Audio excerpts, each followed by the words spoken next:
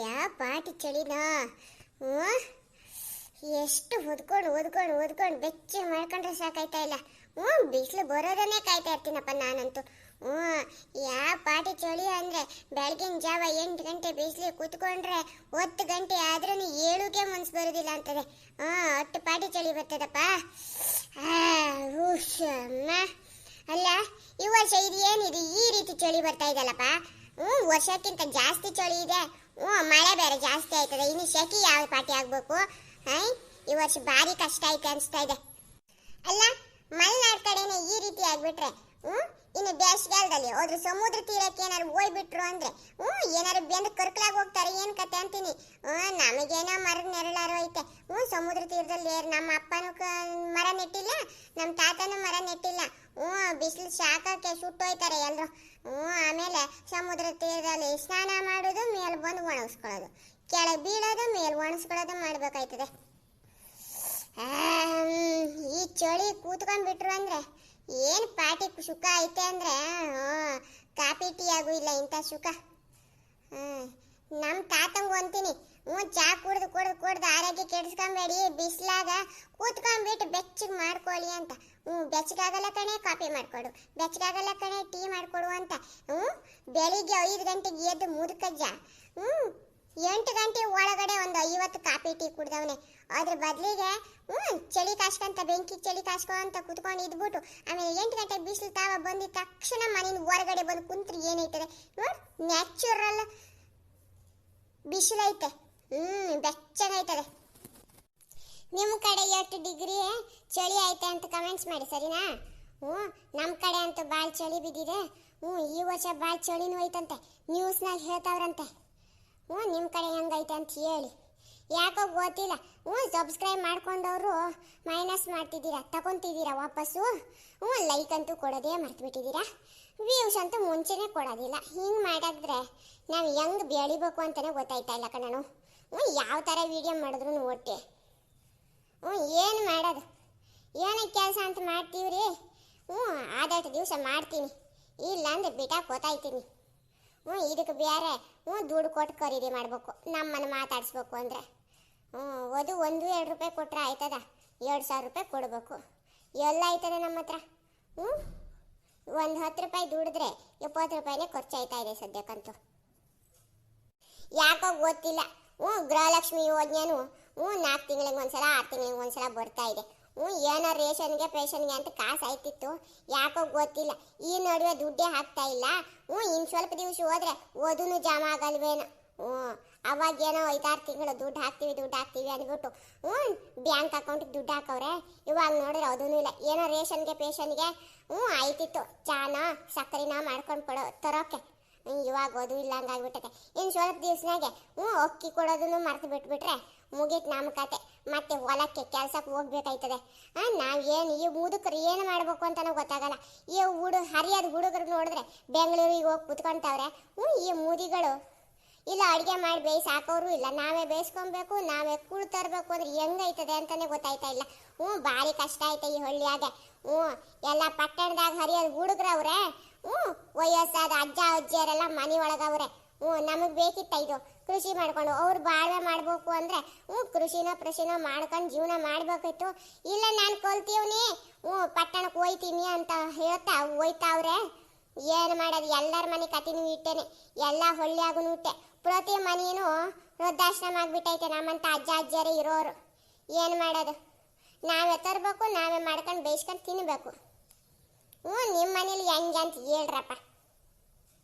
ಅಲ್ಲ, ನಾವು ಏನಾರು ಹಾರ್ಟ್ ಅಟ್ಯಾಕ್ ಆಗಿ ಸತ್ತು ಬಿದ್ವಿ ಅಂದ್ರೆ ಅಕ್ಕಪಕ್ಕದವ್ರ ಮನೆಯವರು ಬಂದ್ಬಿಟ್ಟು ಇದ್ದೀರಿ ಅಂದ್ರೆ ಜೀವಂತ ಅಂತ ಬೆಳಗಾಗಿ ನೋಡ್ಕೊಂಡು ಹೋದ್ರೆ, ಸತ್ತಿದ್ರೆ ಫೋನ್ ಮಾಡಿದ್ರೆ ನಮ್ಮ ಮಗಿರಿ ಏನಾರು ಬಂದ್ಬಿಟ್ಟು ನಮ್ಮನ್ನು ಸುಡಬೇಕು. ಇಲ್ಲ ಅಂದ್ರೆ ಸ್ಮೆಲ್ ಬರ್ತಾ ಇದೆಯಾ ಅಂತ ಪೊಲೀಸ್ ಸ್ಟೇಷನ್ ಅವ್ರು ಬರೋ ತನಕ ಕಾಯ್ಬೇಕು. ಹಿಂಗೈತೆ ಒಳ್ಳೆಯ ಪರಿಸ್ಥಿತಿ ಇವತ್ತು. ಏನು ಮಾಡೋದು. ಅಲ್ಲ ಬಿಡಿ, ನಮ್ಮ ಸೊಸೆಗೆ ನಾವು ಕಾಟ ಕೊಟ್ಟವ್ರೇನೆ, ಅವ್ರಿಗೇನು ಸುಖ ಕೊಟ್ಟವ್ರಲ್ಲ ನಾವು. ಹಂಗೈದಕ್ಕೆ ನಮ್ಮ ಮಗ ಸೊಸೆ ಬೆಂಗಳೂರಿಗೆ ಹೋಗಿ ಕುಂತವ್ರೆ. ಅವ್ರು ಮಾಡಿದ್ದು ನಮ್ಗೆಲ್ಲಿ ಸರಿ ಆಯ್ತದೆ? ನಾವು ಪ್ರಾಯದ ಕಾಲದಾಗ ಸರಿಯಾಗಿ ಮಾಡಿಲ್ವೇ ಕೆಲಸನ? ನಾವು ಒಂದು ತಿಳ್ಕೊಬೇಕು.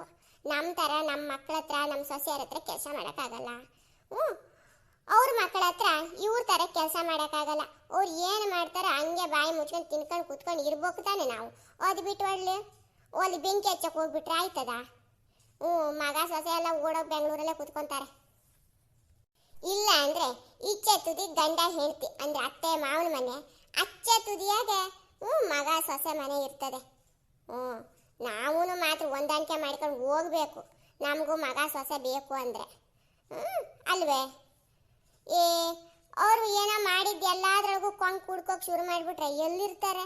ಅವ್ರಿಗೂ ಸಹಿಸ್ಕೊಳಕ್ಕೆ ಆಯ್ತದೆ? ಹಿಂದಿನ ಕಾಲದವ್ರು ಸಹಿಸ್ಕೊಂತ ಇದ್ರಪ್ಪ ಅತ್ತೆರು ಕೊಟ್ಟಿರೋ ಕಾಟನ. ಈಗ ಸಹಿಸ್ಕೊಂತಾರ? ಎಲ್ರು ಕಲ್ತಿರ್ತಾರೆ. ನಾನು ಕಲ್ತೀವಿ, ನಾನು ಜಾಬ್ ಮಾಡ್ತೀನಿ, ನಾನು ನೌಕರಿ ಮಾಡ್ತೀನಿ, ನನ್ನ ಜೀವನ ನಾನು ನೋಡ್ಕೊತೀನಿ, ನಿಮ್ಮ ಜೀವನ ನೀವು ನೋಡ್ಕೊಳ್ಳಿ ಅಂತ ಓಡೋಯ್ತಾರೆ ಅಲ್ವೇ? ಈ ಕೆಲವಷ್ಟು ಮನೆಯಲ್ಲಿ ಹೆಣ್ಣು ಕೊಡೋರೇ ಗೊತ್ತಿಲ್ಲ. ಎಷ್ಟು ಮನೆ ಗಂಡು ಮಕ್ಕಳು ಮದುವೆ ಆಗದೆ ಪಾಳು ಬಿದ್ದವರೇ ಗೊತ್ತುಂಟ. ಏನು ಹೇಳೋದು? ಪಟ್ಟಣದಾಗಿದ್ರು ಹೆಣ್ಣು ಕೊಡೋರಿಲ್ಲ, ಒಳ್ಳೆಯಾಗಿದ್ರು ಹೆಣ್ಣು ಕೊಡೋರಿಲ್ಲ. ಏನು ಮಾಡೋದು ಅಂತೀನಿ. ವಾಷಿಂಗ್ ಮಿಷಿನ್ ಐತೆ, ಫ್ರಿಜ್ ಐತೆ, ಕರೆಂಟ್ ಐತೆ, ಗ್ರೈಂಡರ್ ಐತೆ, ಮಿಕ್ಸರ್ ಐತೆ, ಟಿವಿ ಐತೆ. ನೆಲ ಒರ್ಸಕ್ಕೆ ಕೆಲಸವ್ರು ಬರ್ತಾರೆ, ಪಾತ್ರೆ ತೊಳೆಯೋಕೆ ಕೆಲ್ಸಕ್ಕೆ ಬರ್ತಾರೆ ಅಂದ್ರೂ ಹೆಣ್ಣು ಕೊಡೋರು ಗತಿ ಇಲ್ಲ ಅಂದಂಗೆ ಆಗ್ಬಿಟ್ಟಿದೆ ಕಣನು ನಮ್ಮ ಒಳ್ಳೆ ಕತೆ. ಹಿಂಗೈತೆ. ಏನು ಮಾಡೋದು? ಸಂಸಾರ ಹೆಂಗೆ ನಡ್ಸ್ಕೊಂಡು ಹೋಯ್ತಾರೆ, ಮುಂದಿನ ಬಳ್ಳಿ ಹೆಂಗೆ ಹೊಬ್ಬತ್ತೆ ಅಂತಾನೆ ಗೊತ್ತಾಯ್ತಾ ಇಲ್ಲ ನಂಗಂತೂ. ಏನು ಮಾಡೋಕ್ಕಾಯ್ತದೆ? ಶಿವರಾಮ ಶಿವರಾಮ ಅಂತ ಕೂತ್ಕೊಬೇಕು. ಮ್ಯಾಲಿದ್ದವನು ಹೆಂಗೆ ನಡೆಸ್ತಾನೋ ಹಂಗೆ ನಡಿಬೇಕು. ಜೀವನ ಅಂದರೆ ಆವು ಏಣಿ ಆಟ ಥರ. ಯಾವಾಗ ಮ್ಯಾಲೆ ಹೋಯ್ತೀವಿ ಅಂತಲೂ ಗೊತ್ತಾಗಲ್ಲ, ಯಾವಾಗ ಕೆಳಗೆ ರಪ್ಪ ಅಂತ ಬೀಳ್ತೀವಿ ಅಂತ ಗೊತ್ತಾಗಲ್ಲ. ಎಲ್ಲ ಆಸೆ ಲೀಲೆ ಇದೆಯೇನೇದು? ಬೆಳಿಗ್ಗೆನೆ ಪಾರು ಬರ್ತಾವಳೆ. ಏನು ಮಾಡೋದು? ಚಾ ಮಾಡೋಕೆ ಹಾಲು ಬೇರೆ ಇಲ್ಲ. ಈ ಚಳಿಯಾಗಿ ಈಕಿ ಯಾಕೆ ಬರ್ತಾವಳಪ್ಪ? ಏನೋ ಇರತ್ತೆ ಊರು ಉಸಾಬರಿ. ಅಕ್ಕಪಕ್ಕದವ್ರ ಮನೆಗೆಲ್ಲ ಹೋಗ್ಬಿಟ್ಟು ಊರು ಉಸಾಬರಿ ಹೇಳ್ದೆ ಹೋದ್ರೆ ನಮ್ಮ ಪಾರುಗೆ ಎಲ್ಲ ಮನ್ಸು ಕೇಳ್ತದೆ. ಅಕ್ಕಪಕ್ಕದವ್ರಿಗೆ ಅವು ಎಲ್ಲ ವಿಜಯ ಹೋಗ್ಬಿಟ್ಟು ಕಕ್ಕಿದ್ರೆ ತಾನೆ ಜೀರ್ಣ ಆಗೋದು. ಬರ್ತಾಳೆ, ಬರ್ರಿ ಬರ್ರಿ. ಅದು ಏನು ಕ್ಯಾಮೆ ಆಯ್ತಾ? ನಾನು ಚಳಿ ಕಾಸ್ತಾ ಇವ್ನಿ.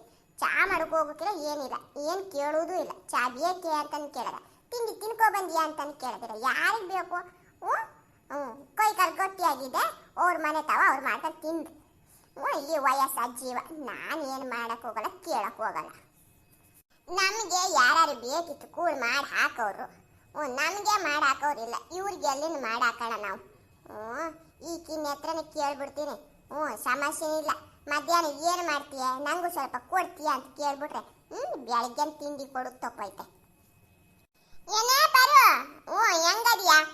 ಈ ಕಡೆ ಬರ್ತಿದ್ಯಾ? ಬಾ ಬಾ ಬಾ ಬಾ. ಬಾ. ಬರ್ತಾ ಇದೀನಿ ತಾನೆ, ಬರ್ತೀನಿ ಬಿಡಿ. ಹೆಂಗಿದ್ದೀರಾ ನೀವು? ಇದೇನಿದು ಬೆಳಗ್ಗೆನೆ ಚಳಿ ಕಷ್ಟ ಕೂತ್ಕೊಂಡಿರಿ? ಭಾಳ ಚಳಿ ಆಯ್ತಲ್ಲ, ಅದಕ್ಕೇನೆ ಕುಕ್ಕೊಂಡಿದ್ದೆ. ನೀ ಬರ್ತೀಯಾ ಏನೋ ನೋಡೋಣ. ಏನಾದ್ರು ದೋಸೆ ಗೀಸಿ ಇಲ್ಲ ಮಧ್ಯಾಹ್ನಕ್ಕೆ ಸಾಂಬಾರು ಏನಾದ್ರು ತರ್ತೀಯಾ ಅಂತ ನೋಡ್ತಾ ಕುಂತೀವಿ. ಹೌದೇ? ನಾನು ನೀ ಏನಾರು ಮಾಡಿಟ್ಟಿದ್ಯಾ ಏನು ಗೊತ್ತಿಲ್ಲ. ನಮ್ಮನೆ ತಾವ ಹೇಳ್ದೆ ರೇಷನ್ ತಗೊಬರ್ರಿ, ರೇಷನ್ ತಗೊಬರ್ರಿ, ರೇಷನ್ ತಗೊಂಬರೋಕ್ಕೆ ಹೋಗಿಲ್ಲ. ನೀನು ಏನಾರು ಮಾಡಿಟ್ಟಿದ್ಯಾ ಹಂಗೆ ಅಲ್ಪ ಸ್ವಲ್ಪ ತಿನ್ಕೊಂಡು ಹೋಗೋಣ ಅಂತ ಬಂದರೆ ನೀನೇ ನನ್ನ ತಾವ ಕೇಳ್ತಾ ಇದೀಯಾ? ನಮ್ಮ ತೋಟದಾಗ ಒಂದು 4 ಬಾಳೆಹಣ್ಣು ಇತ್ತು, ನಿಂಗೆ ಕೊಟ್ಟು ಹೋಗೋಣ. ಭಾಳ ಪ್ರೀತಿ ಅಲ್ಲ ಬಾಳೆಹಣ್ಣು ಅಂದರೆ, ಅದಕ್ಕೆ ಕೊಟ್ಟು ಹೋಗೋಣ ಅಂತ ಬಂದರೆ ನೀ ಹಿಂಗೆ ಹೇಳ್ತೀಯ? ಅಯ್ಯ ಇಟ್ಟು ಒಳ್ಳೇದಾಯ್ತು ಕಣವ. ಅಲ್ಲ ಕೊಯ್ಕಾಲು ಗೋಟು ಮುಟ್ಟಿದ್ದ ನೀನೇ ಮಾಡೋಕ್ಕಾಗಿಕ್ಕಿಲ್ಲ ಅಂತೆಲ್ಲ. ನಾನು ಎಲ್ಲಿನ ಮಾಡಲಿ ಈ ಚಳಿಯಾಗಿ ಎದ್ಕೊಂಡು? ಎಲ್ಲ ಅಜ್ಜಿ, ನಿಂಗೂ ಒಬ್ಳಿಗೆನ ಚಳಿ ಬರೋದು, ನಮಗೆ ಬರೋದಿಲ್ವೇ ಚಳಿ? ವಯಸ್ಸಾದವ್ರಿಗೆ ಬ್ಯಾರೆ ಚಳಿ, ಪ್ರಾಯದವ್ರಿಗೆ ಬ್ಯಾರೆ ಚಳಿ ಅಂತ ಬರ್ತದ? ಅಲ್ಲ ಓದಿ ಏನೋ ಸರಿ ಆಯ್ತಾ ಬಿಡು, ಎಲ್ರಿಗೂ ಒಂದೇ ಥರ ಚಳಿನೇ ಬರ್ತದೆ. ನಿನ್ನ ಗಂಡಂತ ತಾವು ಹೇಳೋ ತಾನೆ ರೇಷನ್ ತಗೊಬಂದು ಕೊಡ್ರಿ ಮನೇಲಿ ಅಂತ. ಏನು ಎಲ್ಲ ಸಾಮಾನು ಖಾಲಿ ಆದ್ಮೇಲೆ ರೇಷನ್ ತರ ಕೇಳೋದು? ಮುಂಚೆ ಹೇಳ್ಬೇಕು ತಾನೆ, ಸೋಲಪ್ ಇರ್ಬೇಕು ಇದ್ರಿನೇ. ಅಯ್ಯ ಏನಜ್ಜಿ ನೀನು ಬೈತೀಯ? ನಮ್ಮನೆಯವ್ರ ತಾವ ಹೇಳಿದ್ರೆ ದುಡ್ಡು ಕೊಟ್ಟು ಕಳಿಸ್ಬಿಟ್ರೆ ಕಿರಾಣಿ ಅಂಗಡಿಗೆ ಹೋಯ್ತಾರೆ. ಎಂಡದ ಅಂಗಡಿಗೆ ಹೋಗ್ಬಿಟ್ಟು ಇರೋ ಬರೋ ದುಡ್ಡನ್ನೆಲ್ಲ ಖಾಲಿ ಮಾಡ್ಕೊಂಡು ಬರ್ತಾರೆ. 1 ವಾರ ಅಲ್ಲ 15 ದಿವಸ ಮುಂಚೆ ಹೇಳಿದ್ರು ಹೊಟ್ಟೆನೆ. ಅದಕ್ಕೇನೆ ರೇಷನ್ ಖಾಲಿ ಆದಮೇಲೆ ನಾನು ಹೇಳ್ತೀನಿ ಅಜ್ಜಿ. ಒಟ್ಟಾದ್ರೆ ತಗೊಬಂದು ಹಾಯ್ತಾರೆ, ಇಲ್ಲಾಂದ್ರೆ ಎಲ್ಲಿ ತಂದು ಹಾಯ್ತಾರೆ. ಅಡುಗೆನೇ ಮಾಡಲ್ಲ ಅಂತ ಕೂತು ಬಿಟ್ರೆ ನಾನು ತಂದು ಹಾಯ್ತಾರೆ, ಇಲ್ಲಾಂದ್ರೆ ಎಳ್ದೊಗಡಿಗೆ ತಗೊಂಡು ಹಾಕೋದು. ಏನು ಕೇಳ್ತೀಯ ನನ್ನ ಮನೆ ಪಾಡ್ನ? ಆಯ್ತು ಬಾ ಚಿಟ್ಟಾಗಿ ಕೂತ್ಕೋ. ಚೆನ್ನಾಗಿ ಬಿಸಿಲು ಬಂದಿದೆ. ಕುಕ್ಕರ್ ಮಾತಾಡೋಣ ಬಾ. ಏನು ಮಂಗ ಗಿಂಗ ಬಂದಿಲ್ವೇ? ಬಾಳೆಹಣ್ಣು ತಗೋ ಬಂದಿದ್ಯಾ? ನಮ್ಮನೆ ತಾವ ಅಂತೂ ಬರ್ತಾ ಇರ್ತದೆ, ಹೋಯ್ತಾ ಇರ್ತದೆ ಮಂಗ. ನಾನು ಏನು ಮಾಡೇ ಇಲ್ಲ, ಅದಕ್ಕೇನೆ ಸಂತೆ ತಾವ ಹೋಗ್ಬಿಟ್ಟು 50 100 ಅಂತ ದುಡ್ಡು ಕೊಟ್ಬಿಟ್ಟು ತರಕಾರಿನೋ ಒಂದೊಂದಿನ ಏನೋ ತಂದ್ಕೊಂಡ್ಬಿಟ್ರೆ ಅಂದ್ರೆ ಆಯ್ತದೆ. 24 ಗಂಟೆ ಈ ದನನ ಮಂಗನ್ನ ಒಂದಿನ ಕಾಯ್ತಾ ಇರೋಕ್ಕಿಂತ ಹೋಗ್ಬಿಟ್ಟು ಸಂತೆಗೆ ತರೋದೇ ಬೆಸ್ಟು ಅಂತ ನಮ್ಮ ಅಜ್ಜ ಹೇಳ್ತಾ ಇರ್ತಾರೆ. ಅದಕ್ಕೇನೆ ನಾನು ಏನೋ ಮಾಡೇ ಇಲ್ಲ, ಯಾರು ಬೇಕು ಅದು ಅಂತ. ಸ್ನೇಹಿತರೆ, ನಿಮ್ಗೆ ಇವತ್ತಿನ ಕಥೆ ಏನಾದರೂ ಇಷ್ಟ ಆಯಿತು ಅಂದರೆ ದಯವಿಟ್ಟು ಲೈಕ್, ಶೇರ್, ಕಮೆಂಟ್ಸ್ ಜೊತೆಗೆ ಸಬ್ಸ್ಕ್ರೈಬ್ ಮಾಡ್ಕೊಂಡು ನೋಡೋದನ್ನು ಮರಿಬೇಡಿ. ಈ ಅಜ್ಜಿ ನಾನು ಏನು ತರ್ತೀನಿ ಅಂತ ಕಾಯ್ತಾ ಇದ್ಲು ಅಂದ್ಕೊತೀನಿ. ನಾನು ಬಂದಿದ್ದ ತಕ್ಷಣವೇ ಏನು ತಂದಿಲ್ವ ಅಂತ ಕೇಳ್ತಾಳೆ. ಅಯ್ಯ, ನಮ್ಮ ಮನೆಯಾಗೆ ಸಾಮಾನು ಇರೋದಿಲ್ಲ, ಈ ಅಜ್ಜಿಗೆ ಬೇರೆ ತಂದು ಹಾಕಬೇಕು.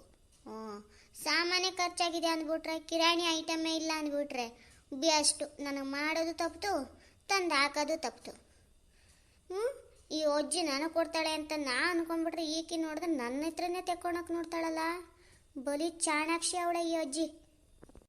ಈ ಪಾರು ಎಂತ ಬಿತ್ರಿ ಗೊತ್ತಾಯ್ತಲ್ಲ. ನಾನು ಕೊಡ್ಬೇಕಾಯ್ತದೆ ಅಂತ ಕಿರಾಣಿ ಸಾಮಾನೇ ಇಲ್ಲ ಅಂತಾಳೆ. ಈಗ ಗಂಡ ಕುಡಿದ್ರು ನಿಯತ್ತಾಗ ಕುಡಿತಾವನೆ. ಇಡೀ ಊರಿಗೇನೆ ಇವ್ ಫೇಮಸ್ ಕುಡ್ಕ ನಿಜ ಕಣ್ರಿ. ಆದ್ರೆ ಕುಡಿದಾಗೂ ನಿಯತ್ತ ಕುಡಿತಾವನೆ. ನೋಡಿ ಹೆಂಗೆ ಹೇಳ್ತಾಳೆ ನನಗೆ ಕೊಡ್ಬೇಕಾಯ್ತದೆ ಅಂತ ಸಾಂಬಾರ್ನ. ಭಾರಿ ಛತ್ರಿ ಅವಳೆ ಇವಳು. ನಮ್ಮನೆ ಸುದ್ದಿ ಆ ಪಕ್ಕದ ಮನೆಯವ್ರ ಸುದ್ದಿ, ನಮ್ಮ ಮನೆಗೆ ಮಾಡೋದೇ ಇವಳು ದಿನದ ಕಸಬು ಕಣ್ರಿ. ನೋಡ್ರಿ, ನನಗೇನೋ ಅನ್ನ ಸಾಂಬಾರು ಪಲ್ಯನ ಏನೋ ಕೊಡ್ಬೇಕಾಯ್ತದೆ ಅಂತ ಕಿರಾಣಿ ಐಟಮೇ ಇಲ್ಲ ಅಂತಾಳಲ್ಲ ಇವಳು. ಏನೋ ಒಂದು 4 ಬಾಳೆಹಣ್ಣು ಹಿಡ್ಕೊ ಬಂದವಳೆ. ಇನ್ನೇನು ಕೇಳ್ತಾಳ ನಂಗಂತೂ ಗೊತ್ತಿಲ್ಲ. ನಮ್ಮ ಮನೆಯಾಗೂ ಕಿರಾಣಿ ಐಟಮೇ ಇಲ್ಲ, ನಾಳೆ ಹೋಗಿ ತರಬೇಕು. ನಮಗೆ ಯಾಕೆ ಬೇಕು ಅಲ್ವೇ? ಅವ್ರಿಗೆ ನಾವು ಕೊಡೋದು, ನಮ್ಗೆ ಅವ್ರು ಕೊಡೋದು. ನಮ್ಮ ಮನೆಯಾಗ ನಮ್ಮ ಮನೆಗೆ, ಅವ್ರ ಮನೆಯಾಗ ಅವ್ರ ಮನೆಗೆ. ಅಲ್ಲ, ಈ ಪ್ರಾಯದ ಹೆಣ್ಣು ಮಗಳಿಗೆ ಇಟ್ಟೈತೆ. ಇದಕ್ಕಿಂತ 50 ವರ್ಷ ದೊಡ್ಡ ಈ ಅಜ್ಜಿಗೆ ಎಟ್ಟಿರ್ಬೇಡ. ಇವಳಕ್ಕಿಂತ ಮುಂಚೆ ನಾನೇ ಊಟದಾಕಿ. ಇವಳು ಛತ್ರಿ ಬುದ್ಧಿ ಹೊತ್ತಾರ್ತರದ್ ನೋಡಿದ್ದೀನಿ ನಾನು.